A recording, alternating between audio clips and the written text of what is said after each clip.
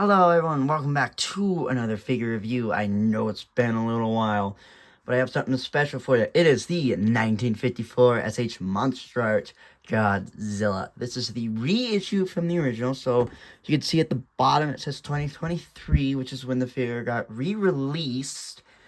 Same packaging. I think they just fixed a few things on the re-release, but it's so cool that we could get the 54 Goji without spending at least $200. I got mine off Amazon for $85, so that's a pretty good deal. The packaging on this thing is spectacular, as always for SH Monsterarts figures. Small box, because he is a small figure. Showing off the front of the box, we see the front of the box. It shows Godzilla, the SH Monsterarts logo, and you can see it's official with all the little branding on the bottom. Turn it around, you can see the side shows Godzilla again with the awesome box. And then turning it around, we see the figure in more detail with the more poses on the box, some Japanese writing, and then spinning it around, more of the box. Back up front, let's get Goji out. So straight out of the box, he looks fantastic. Nice little 360. You can see he is a almost matte, kind of matte black gray. There's not much coloring to him, but they did a great job with making it look like he did in the movie, and a mixture of what the suit actually looks like. Going all around, he looks fantastic. I like the way he looks. Let's bring him forward for a little bit more detail. So, looking at the head, he looks awesome. He looks just like he did in the movie. When you get a front-face look, he looks a little bit derpy, but that's kind of to be expected. Going around the front, he looks amazing. He's got a little bit of a shine to the head, a little bit of shine to the paint. When you get close up, you can see there's a shine to him. He's not all matte. Get his mouth open. Oh, there he is with the mouth open. That looks really good. Going down, you can see that they nailed the texture very well on this figure. Same with the spines. They're kind of a bluish gray look when this light hits it. Without light, they're just a normal gray, but I think it looks good. Hands look fairly good. There's no paint on the fingernails. I know some people were fairly upset with that. I don't mind, because I think it looks very well done. Front of it, you can see like all the wrinkles that the suit had, kind of especially in the torso section. I think they know that really well. Thighs and feet, the toes are painted. This is almost the same color as the spines. Going down to the tail, the spines continue down the tail. There are some little mispaints, but that's fine for someone like me. I think that looks fantastic. Again, there's a look on him.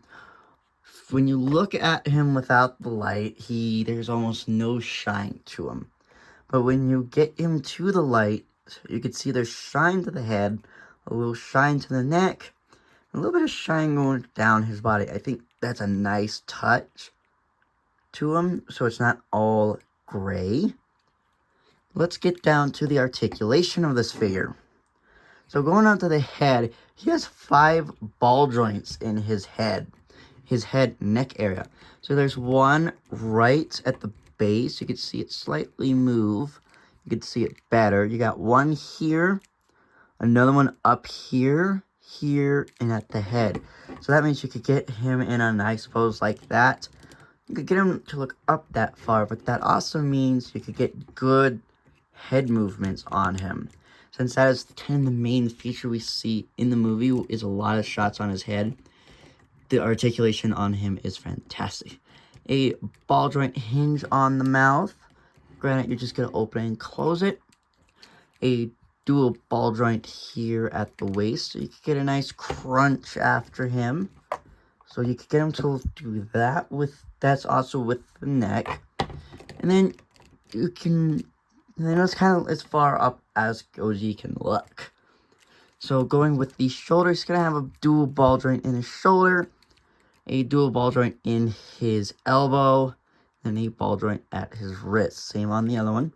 Legs are going to be the exact same. Dual ball joint at the hip, so he can kick up that far. You can't get too much of a kick out of him, but you can get him to kick back pretty good. You could get him in a nice swimming motion if you wanted. Dual ball joint at the knee, so you could get nice knee on him. Dual ball joint at the calf and ankle, so you could get him posing very nice. And then, like all SH Monsterarts figure, every ball joint in the tail, it can get him to pose in incredible poses. Not my greatest one with one hand, but you could get him to look very nice. You can see face on his eyes do white out due to my light. Almost looks like the GMK Goji, which it's a figure I'd also like to get my hands on. But you could see he looks fantastic. You could get him in several different poses. And I think he just looks awesome. So here we have him next to Shin Godzilla. As you can tell, size-wise is a lot different, especially in height. And if we turn them on their side like so, you can really see how different yet similar the two versions are. Textures are almost there and almost about the same, that the design from him has carried over to Shin. I think these two look really good together. Next up, we have the legendary Goji. This is the most recent American version of the famous monster, and you could really see that even America pulled a lot of inspiration from the original Godzilla. Looking from them at the side like we did with Shin, you could see they're almost the same. I'll push him a little sideways.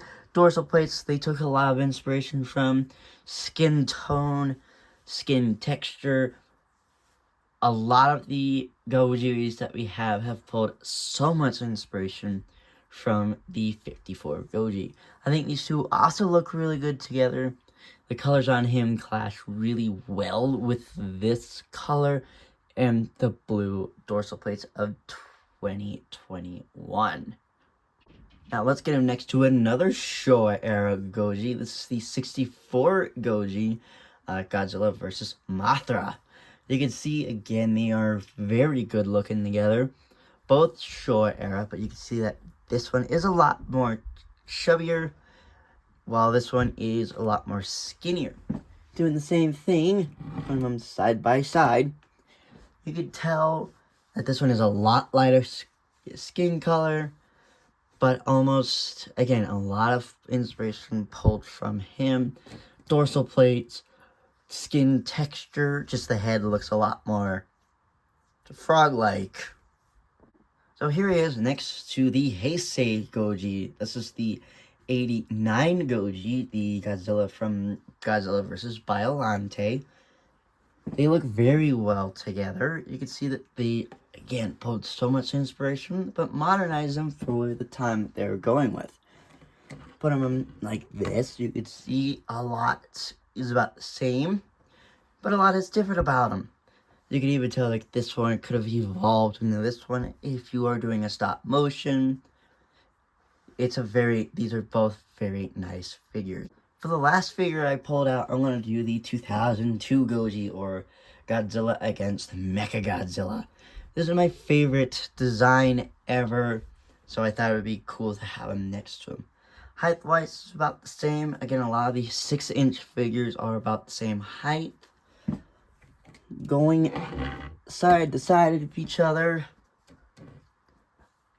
they look very well together. The spiky design compared to the more neutral design, he looks very well together. Again, that almost wolf-like head for both of them, it looks very good. So speaking of stop motion, and kind of a side note here, if you do want to use him for stop motion and don't have any, you have all of blue atomic breath pieces, or you want one that would look good with him, you could use the atomic breath piece from this NECA, which is this white one, because in the movie, he does have a white atomic breath, or mist, and you could get a figure stand and have him hold it. But you can see that would look really well for him. So you can see with that stand, with the atomic breath, he actually looks really good with it. I think that would be a good accessory if they want to do like a special colored version of him. They kind of have his spines kind of be white glow. But if you do have this Godzilla, you can use that atomic breath with a figure stand in that pose to have a good atomic breath effect. So an overall rating, I will give this guy a 10 out of 10. He has a very solid figure. When you pick him up and shake him, nothing feels loose. I love this figure. And for any Godzilla collector out there, he is a perfect one because he is the original Gojira. I do have the -1 Godzilla coming in, so I'm so excited to get him next to his most recent version. I might get the Godzilla -1 minus color, the black and white one, just to put him next to him as well. So if you're excited for that next review of the -1 Goji, don't forget to subscribe, maybe a like or two, and maybe a comment. And if you're excited, I hope you are. It's been a while since I've done a video, and I figured this would be a awesome figure to do. Until then, I'll see you guys later. Bye!